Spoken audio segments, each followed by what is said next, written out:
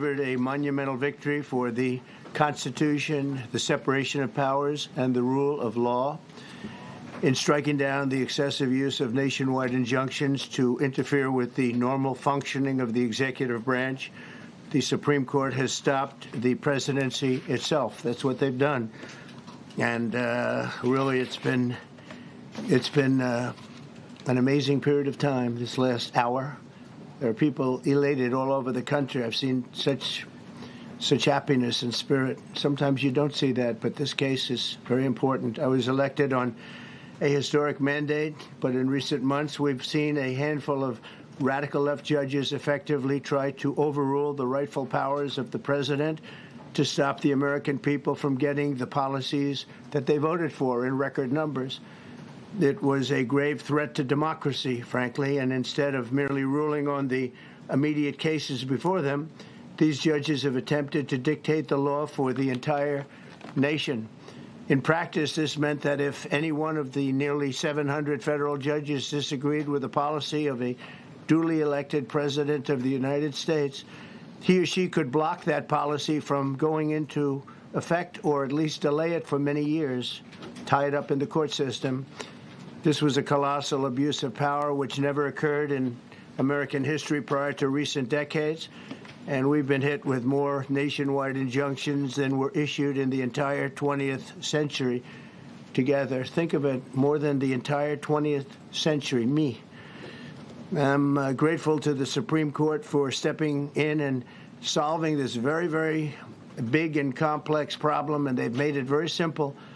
I want to thank Justice Barrett, who wrote the opinion brilliantly, as well as Chief Justice Roberts, and Justices Alito, Gorsuch, Kavanaugh, and Thomas. Great people. Thanks for this decision, and thanks to this decision, we can now promptly file to proceed with numerous policies that have been wrongly enjoined on a nationwide basis. And some of the cases we're talking about would be ending birthright citizenship, which now comes to the fore. That was meant for the babies of slaves. It wasn't meant for people trying to scam the system and come into the country on a vacation.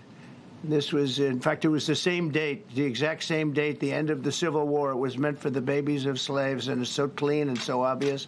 But this lets us go there and finally win that case, because hundreds of thousands of people are pouring into our country under birthright citizenship, and it wasn't meant for that reason. It was meant for the babies of slaves.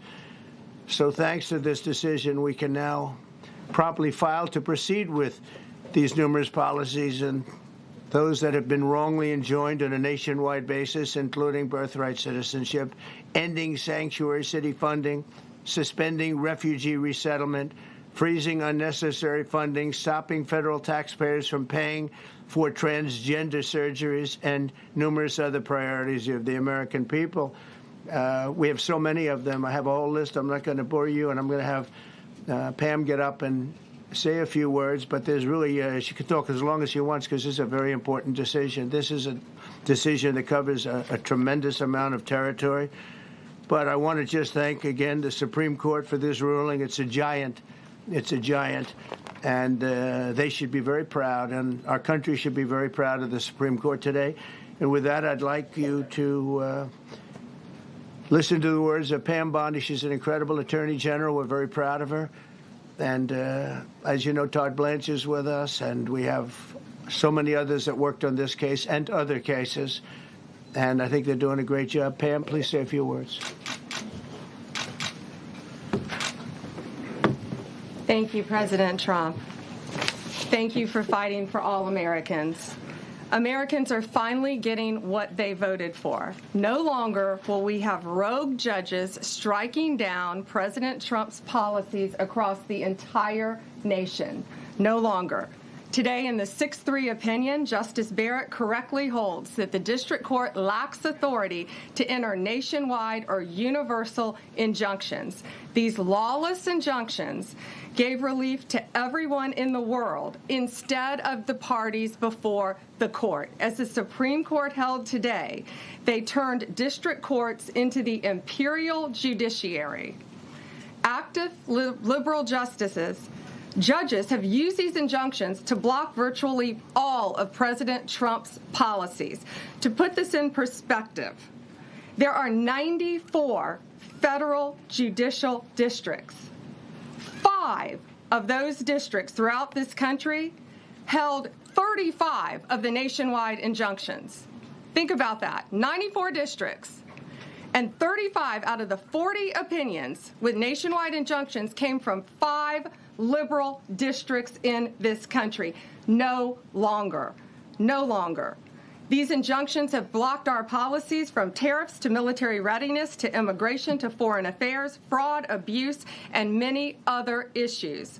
The judges have tried to seize the executive branch's power, and they cannot do that. No longer. No longer. And on immigration, on a side note, today marks 2,711 arrests on these terrorists and these gangs. Total arrest today with HSI investigations. And thank you, Stephen Miller. Thank you to Homeland Security. Thank you to everyone working hand in hand with the FBI on all of these transnational gangs. TDA has been a huge terror to our country, as well as MS-13, as well as Sinaloa cartels. No longer. No longer. These injunctions have allowed district court judges to be emperors. They vetoed all of President Trump's power, and they cannot do that. This has been a bipartisan problem that has lasted 5 presidential terms, 5 different presidents, and it has ended today. We will continue to fight for President Trump's policies. I want to thank the Office of White House Counsel, Dave Warrington. You and your staff have been incredible. Our Solicitor General's office, John Sowers, Sarah Harris, and Todd, Blanche, and Emil Bovey. Todd's going to say a few words because we've had another major ruling today on transgender books and some other great wins that we've had. But no longer will they have this power in our country. It is the president's authority under his executive branch to do everything to fight for the American people, and he will continue to do that. That's why he was overwhelmingly elected. Thank you. Thank you. Today's a great day for the rule of law. It's a great day for the Justice Department, and it's one that's been a long time coming and one that every American should have been waiting for with bated breath. And so I echo what the President said and Attorney General Bondi, that the Supreme Court did a great thing today, not only for this administration, but for every American in this country. If not for this case, we would be here talking about another great decision that came down today, the trans books case, which restores parents' rights to decide their child's education. Seems like a basic idea, but it took the Supreme Court to set the record straight, and we thank them for that. And now that ruling allows parents to opt out of dangerous trans ideology and make the decisions for their children that they believe is correct. And so we thank the Supreme Court for that. There's been multiple decisions over the past several weeks that just show why this nationwide injunction ban had to happen. For example, what I mean by that is local district court judges issuing decisions that are clearly contrary to law just because they don't like the policy of President Trump. And when it gets to the Supreme Court has to correct it. But that takes time. The Attorney General thanked our lawyers, and I'll do it again. Our lawyers are working 24 hours a day, 7 days a week to fight these injunctions and to emergency appeals, emergency stays, going back to the district court judge, asking them to change their view. And so their hard work is really paying off today, but over the past few weeks. We had a stay of an order that prevented DHS from moving aliens to a third country. We had a stay of an order that stopped the Department of Defense from implementing military readiness, the EO that President Trump signed. We had another stay of an order forcing reinstatement of fired executive branch employees entirely within the President and Article 2, his right to do. We had a stay of, as you all know, of numerous DOJ cases. And again, every one of those stays requires a tremendous amount of work and effort by the lawyers and the parties involved, and they should be doing other work. They should be doing the work that the President and this administration demands and has a right to demand, and not fighting these local judges who don't make decisions based on the law. They make decisions because they just simply don't agree with the administration's decision about a policy, and that's wrong. Thank you. Any questions? Yes, for Pam, please. Go ahead. Sure. Thank you, Madam Attorney General. So as you know, the Supreme Court did not rule on the underlying constitutionality of the President's Birthright Citizenship order. So what is the plan now? Are you going to try to implement the EO just in states where there isn't a legal challenge? Yes, so birthright citizenship will be decided in October in the next session by the Supreme Court, unless it comes down in the next few minutes. I guess it could come down. I think they're still deliberating right now on some cases. As you heard, we just got transgender books, which is a huge win. But most likely, that will be decided in October in the next session. However, it indirectly impacts us because, as you correctly pointed out, if there's a birthright citizenship case in Oregon, it will only affect the plaintiff in Oregon, not the entire country. So, yes, it's indirectly, but that's pending litigation, and we're waiting on that in the next term. And how concerned are you that the Supreme Court will come back and determine that the executive order is unconstitutional? Oh, we're very confident in the Supreme Court. But again, it's pending litigation, and that will directly be determined in October, but it indirectly impacts every case in this country, and we're thrilled with their decision today. Peter. Madam Attorney General, thank you for being here to take our questions. A couple questions to the both of you. The EO had a 30-day grace period before it goes into effect. Is there any thought about trying to make it effective immediately within that period of time? We're going to follow the law. We're going to make those decisions, and we're going to do what's right in the bounds of the law. And then the DOJ didn't ask the justices to rule on the merits of the birthright citizenship ban. Just for explanation purposes, why? Sure, because that's going to come down in October in the separate. This was huge because it's indirectly impacted today. As I said, it's case by case. Let me reiterate, of the 35 of the 40 nationwide injunctions filed against this president, against his executive authority as President of the United States, 35 of them came from Maryland, D.C., Massachusetts, California, Washington. I mean, that's crazy. These 5 districts. So, yes, it indirectly impacts us. It will be a separate decision in October. Next question. Thank you, Mr. President. A question for you, sir. Do you believe this ends the power of the lower court judges to stop your agenda? Do you see this as a full green light for your agenda going forward? Well, you'd have to really speak to the lawyers about that. But this is really also a decision based on common sense. It didn't work the other way. It was a disaster where somebody from a certain location in a very liberal state or a liberal judge or a liberal group of judges could tie up a whole country for years because their decision would sometimes take years to overturn. We've overturned many of the decisions, but it would take years to do it. And we have to act quickly when it comes to illegal immigration. We have murderers, killers, we have drug dealers, we have what they've allowed to come into our country. Should never be forgotten. It should never be forgotten what they've done to our country. And we have to be able to act very quickly, and we're going to do that. Thank you. Just as Pam Bondi Barrett, sir, I know that you praised her and her opinion here in this case. She has taken some heat, though, from some of your supporters who have labeled her weak, a squishy, a rattled law professor. What is your take on that? I don't know about that. I just have great respect for her. I always have. And her decision was brilliantly written today.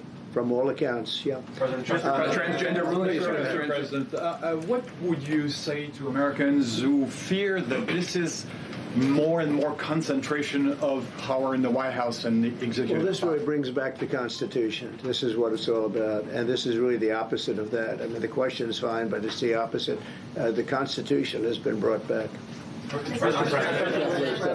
Thank you so much, President Trump. Illegal crossings in the border are 0 now. 0. Does everyone hear that? 0. Trump 2028. Do you intend, President Trump? Who's that guy? I like him. He's working the cameras. With this new reality, President Trump, in the border, do you intend to engage personally with leaders from South America, not only Central America, sure. in order to tackle this situation in a different way? And if you have a perspective of meeting some presidents from South America, as Brazil, for example. Sure. Well, you see, as an example, not South America, but NATO over the weekend. Yeah. They have great respect for our country now. They did things that nobody thought was possible. They took funding from 2% to 5%. Nobody thought they'd ever pay the 2%, and now they're paying the 5%. It's over $1 trillion more a year. Think of that, $1 trillion. Nobody thought that could happen. That's a different group of people, different countries. But we get along with a lot of countries. We are respected again. Our country, the U.S., is respected again. Was not respected 6 months ago, I can tell you. Can we ask about the big beautiful? Yeah, go ahead, please. Yeah, Mr. President, you have a deadline coming up on trade in 2 weeks.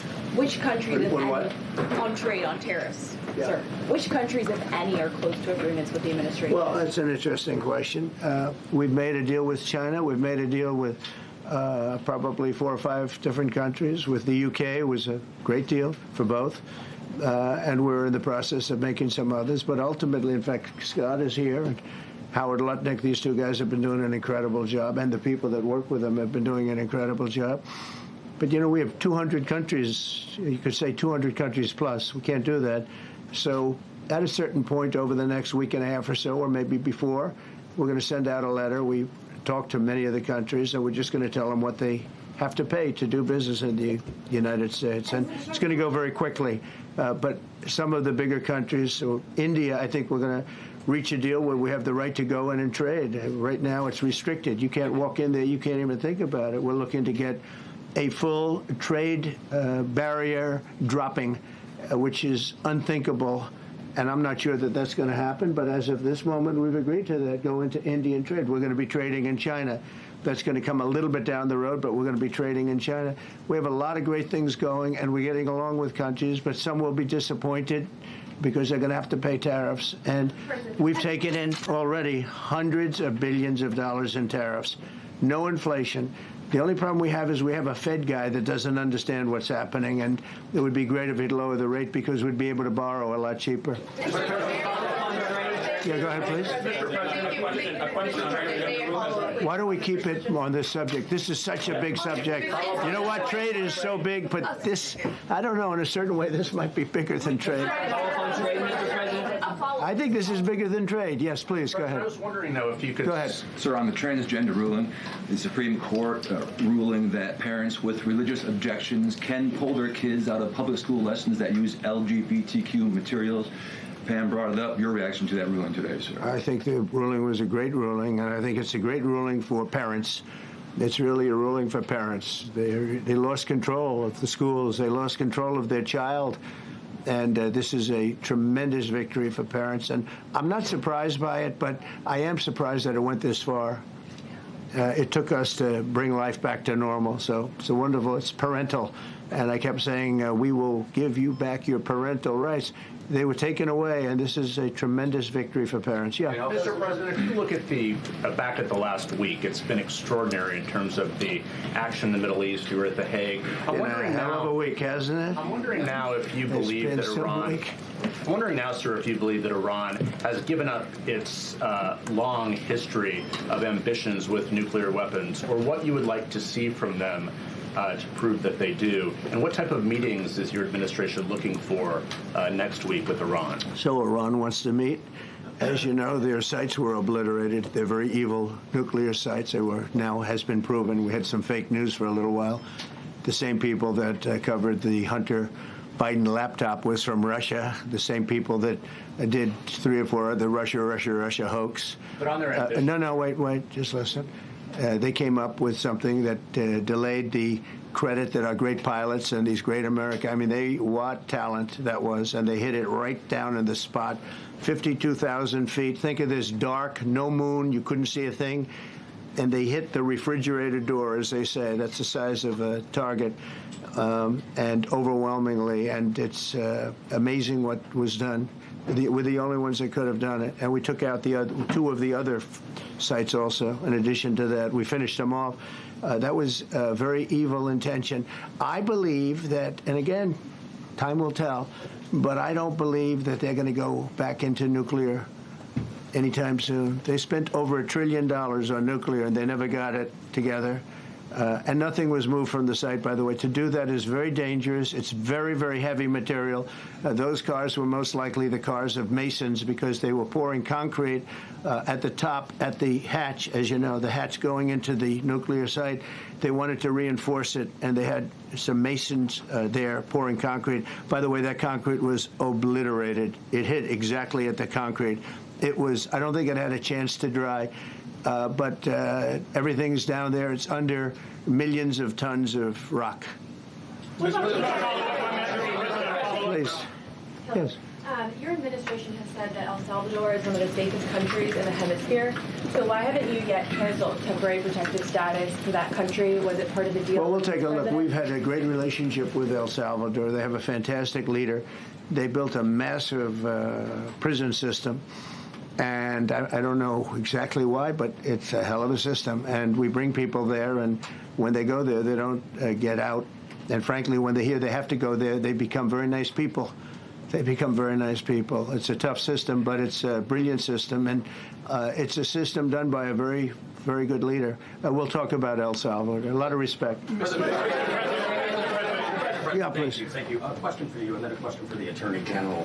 As you go into negotiations and talks with Iran, are you demanding not only that there would be no uranium production inside of Iran, but also that Iran would turn over all existing stockpiles of uranium? Well, you know, we're a little early for that, but something like that, yeah, we'll do something like that. Let me say that I've been saying for 25 years, even as a civilian, you cannot let them have a nuclear weapon, and that's what happened. It's been obliterated. It would be years before they could ever get going, and I really think it's probably the last thing. They have to recover from a hell of a tough war. Would you also be demanding that the IAEA have full rights to inspect in Iran? Or somebody, yeah, or somebody that we respect, and then including ourselves. And a question for both the President and the Attorney General. Under birthright citizenship, if this is implemented, who would be tasked with actually vetting citizenship?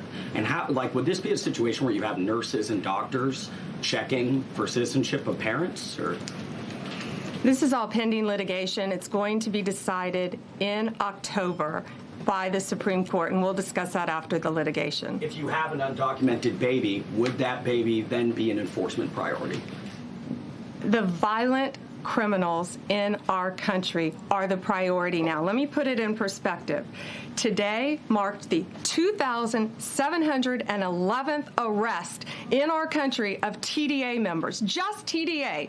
Everyone in this room agrees they are one of the most violent criminal organizations in the world. And the Biden administration let them walk into our country for the last 4 years. 2,711 of them today have been arrested in our country. That is the priority of Donald Trump. That is the priority of this country, of Homeland Security, of all of our lawyers, of FBI. That's the priority. That will be discussed in October when the Supreme Court hopefully rules in our favor, and we're very confident of that. But you should all feel safer now that President Trump can deport all of these gangs, and not one district court judge can think they're an emperor over this administration and his executive powers and why the people of the United States elected him. I just might add one thing, and you know, they used birthright citizenship, some of the worst people, some of the cartels, to get people into our country, just so you know. And again, I say, if you look at the end of the Civil War, the 1800s, it was a very turbulent time. If you take the end day, was it 1869 or whatever, but you take that exact day, that's when the case was filed.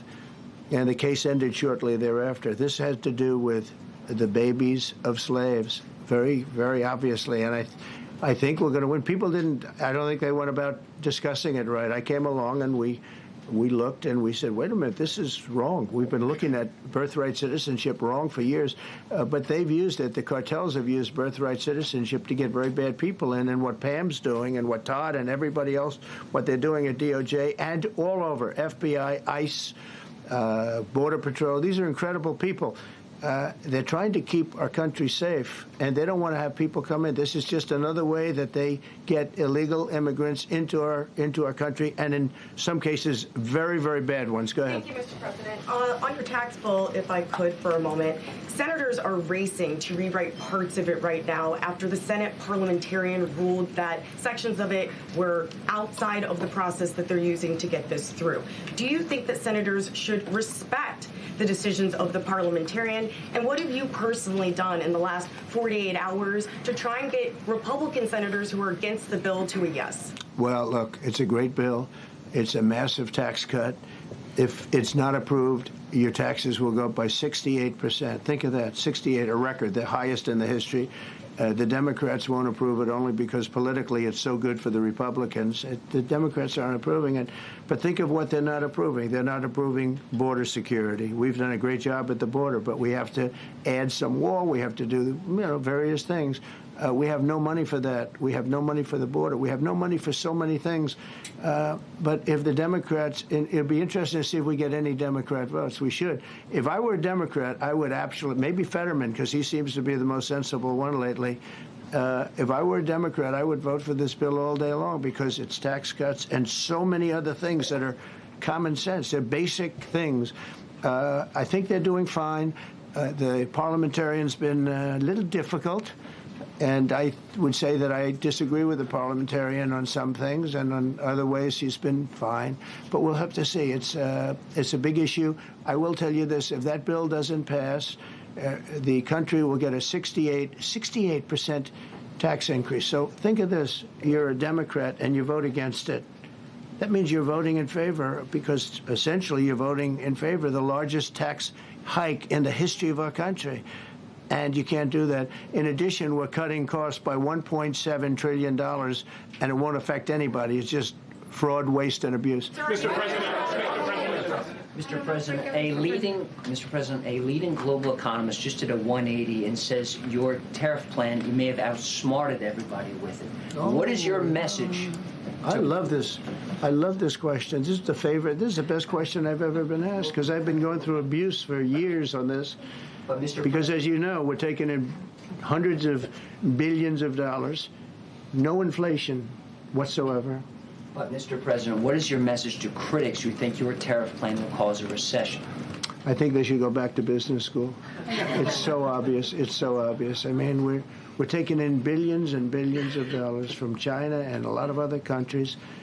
We took in, I had a call from somebody in the House and a high official.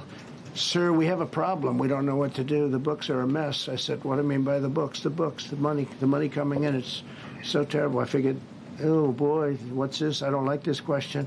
I said, so what seems?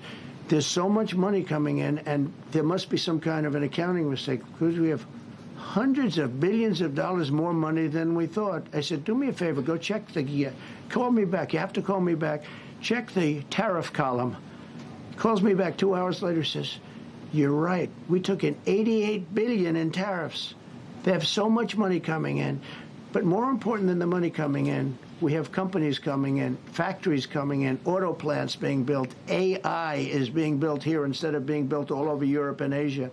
We have all of it. We have over $15 trillion, just about, Scott. I think we're right about that number. We went to Saudi Arabia. We went to Qatar, we went to UAE, very smart people, very smart leaders, great leaders, and we took in $5.1 trillion just there without the tariffs. I mean, they also liked a thing called November 5th, November 6th, and November 7th. That was a very good little period of time. It's called the presidential election. You know, you used to have one-day election. Now you have it go over it. But even if you just took that little period, because it was pretty obvious it was going to be a landslide. And they like that, but they love the tariffs. I had Texas Instruments come in the other day, big company, and he said, we're putting in $60 billion into new plants and new equipment, new everything. Sir, you're going to keep the tariffs, aren't you? Because if I ever took the tariffs off, and we are going to absolutely keep it. And they're worried that somebody that, like this communist from New York, someday gets elected. I can't believe that's happening. That's a terrible thing for our country, by the way. He's a communist. We're going to go to a communistic state. That's so bad for New York. But the rest of the country is revolting against it. But if somebody got elected, they're afraid that if this was taken off, well, we're going to guarantee it's never going to be taken off. And again, we're taking in think of this, hundreds of billions of dollars. And they were all confused because they've never seen this before. You know, it's always the other way. We don't have enough money. So much money is coming in at levels that nobody's ever seen. But most importantly, we have factories being built, car plants being built, companies moving to our country like never before. If you look at $15 trillion, and that's only in a few months. You know, I haven't been here that long. Presidents, like the last one, was a disaster. He's the worst president in the history of our country, by the way. What he did on our border can never, ever be forgotten. To me, that's the worst of all the things. And he's done some terrible things, grossly incompetent. Nobody knew it was him, because I don't think it was him. I think it was whoever was controlling the auto pen. but our country is doing great. And those leaders and other leaders, I just left, as you know, a large group of the most highly respected people, and that includes big countries. When you look at Germany and France and Spain, although Spain didn't come through, but they will. By the way, guaranteed they will. That was the only country that sort of tried to hold back on putting up the money. But just so you know, they said, it's unbelievable what's happened to the USA. You were a dead country. We didn't respect the country, the leader. You were dead as a doornail. One said to me, you went from being a dead country, you are right now the hottest country anywhere in the world. The whole world is talking about the USA, and everybody wants a part of it, and they're pouring into our country, and you're going to see those numbers. Thank you for that question.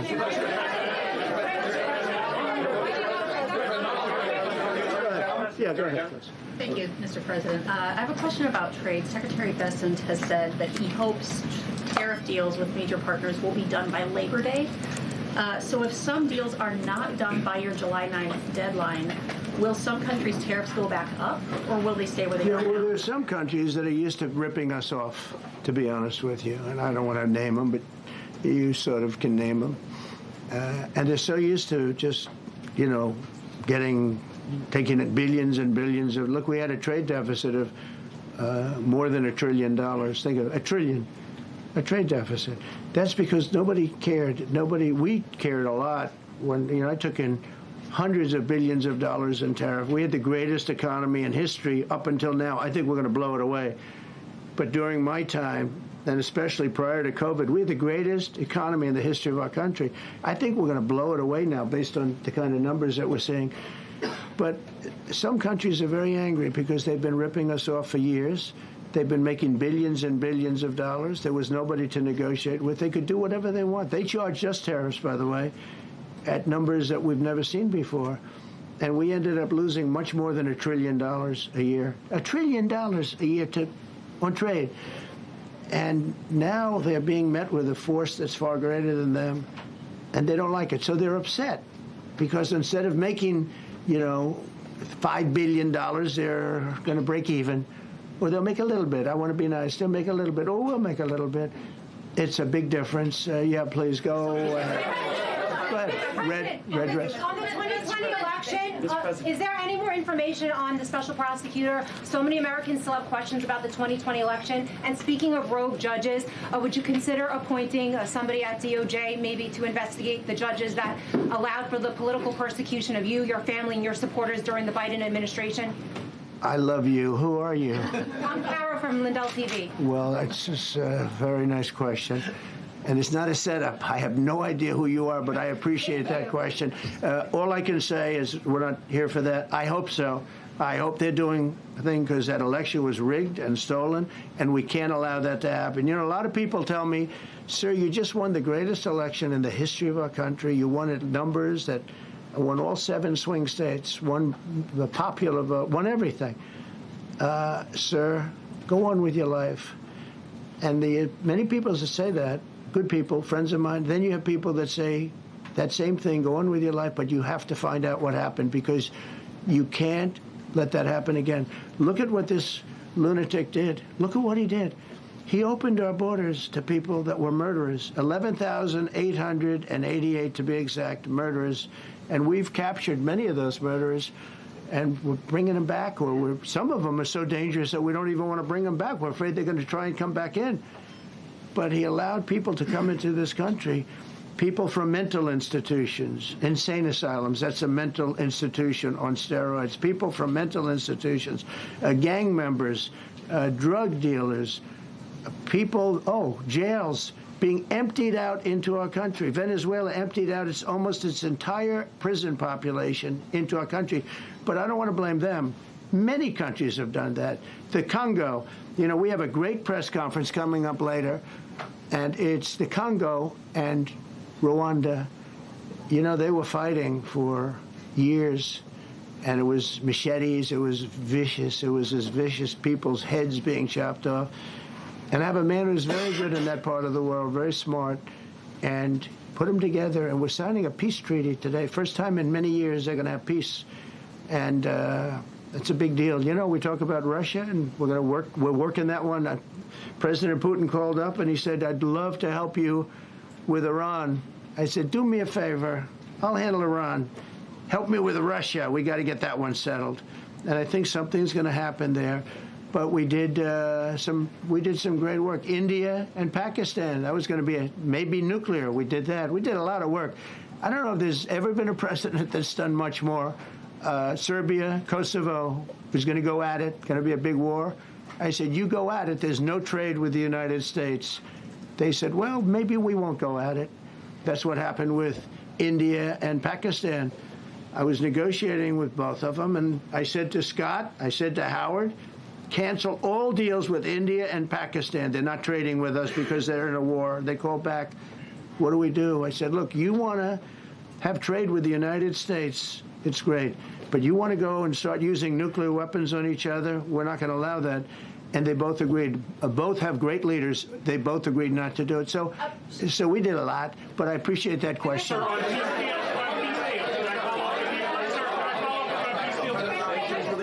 Thank you so much. Thank you, Mr. President. Thank you, Mr. President.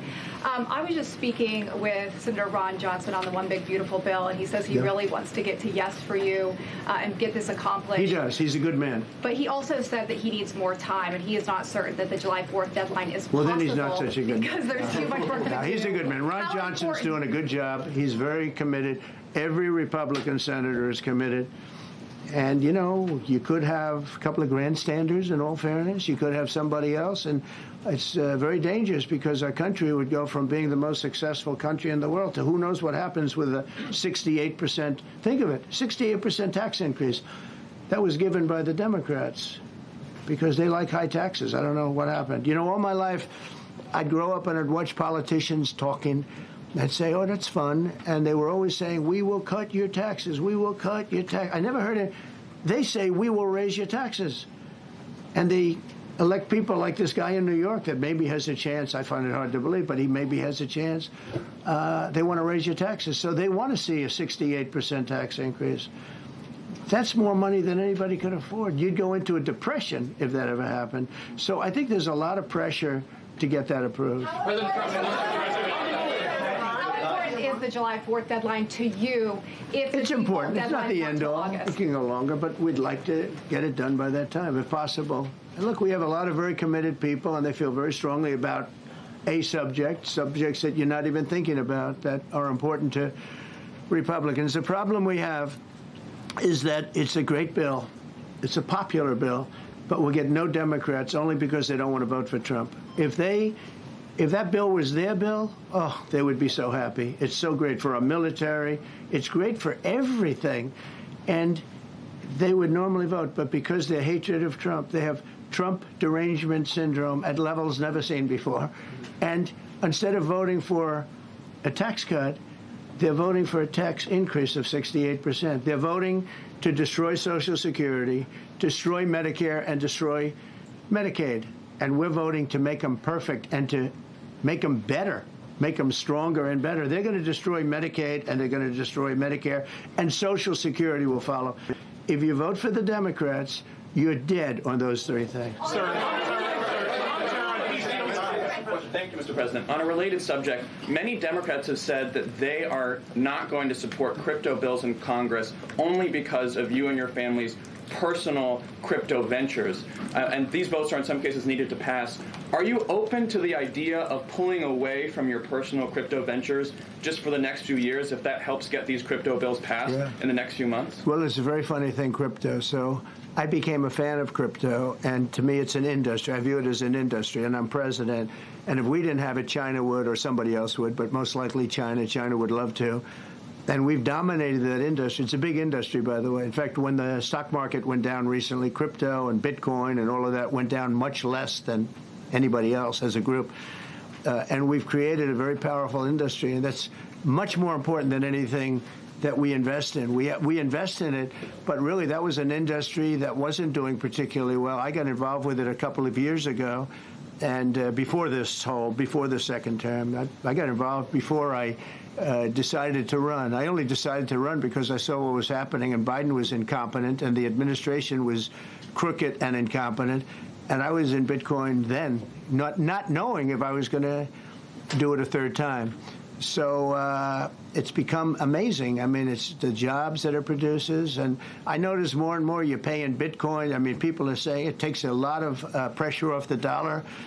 And it's a great thing for our country. So I don't care about investing. You know, I have I have kids and they invest in different things. They do believe in it.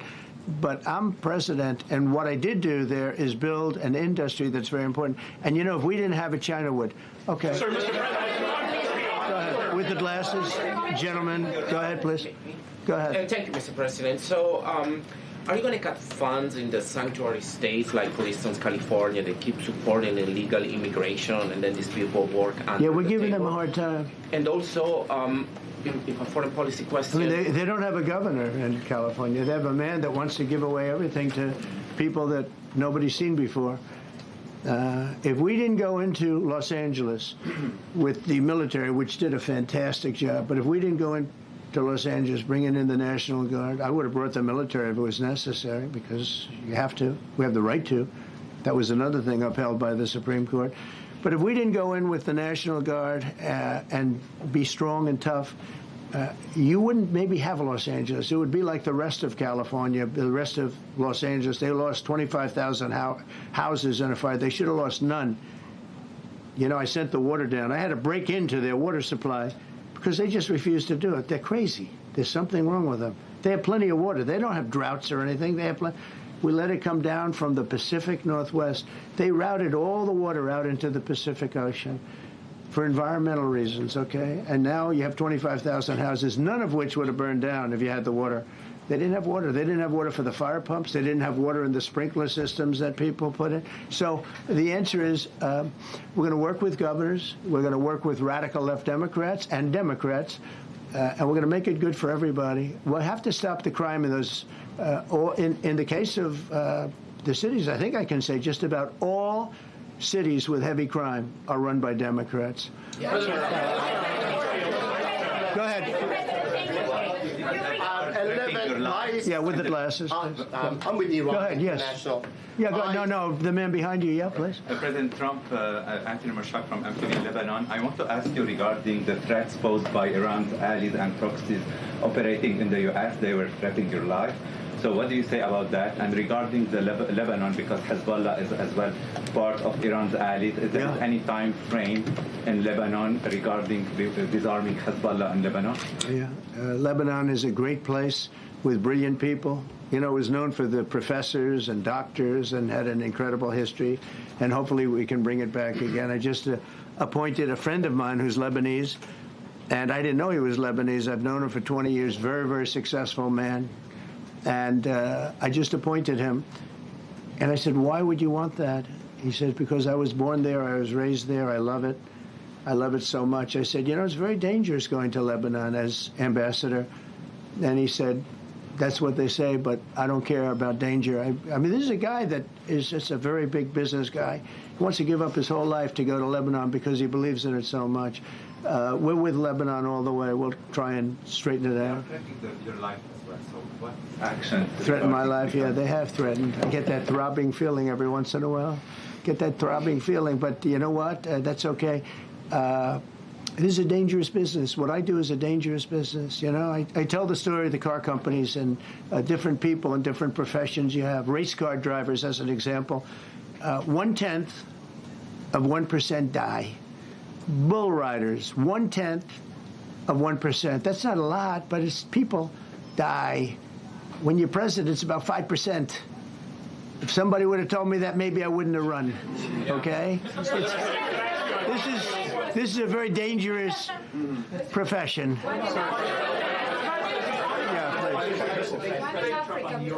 By the way, so many questions. Should we keep this going, Pam? This is the opposite of Biden. Biden would take a half a question and he'd leave without answering it. Go ahead. On Iran. You tell me when it gets boring. Okay. If Iran.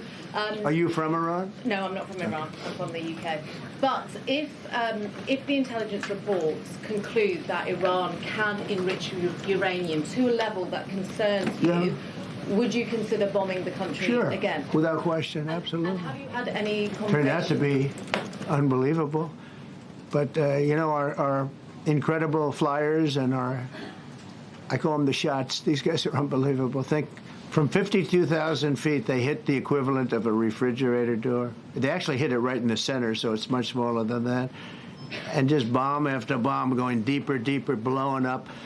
Incredible, incredible thing. I don't know if you heard the general. He was very impressive. Raisin Cane. He's the one that beat ISIS for me. And he did it in a matter of weeks. And I was told it was going to take 4 or 5 years. And when I got this job, I always said, if I get this job, I'm going to put that guy as the head of the Joint Chiefs of Staff. And Dan Kane, and he, when I heard his name was Raisin, his nickname is Raisin Cane. I said, you got to be kidding. So I liked him right from the beginning. But he knocked out ISIS in a time that nobody ever thought possible.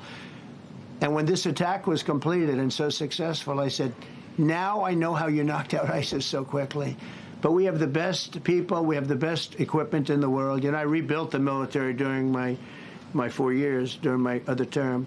We have the best equipment in the world. The problem is we gave away, a lot of it, but small, relatively speaking. We gave a lot of it away to Afghanistan. Shouldn't have happened.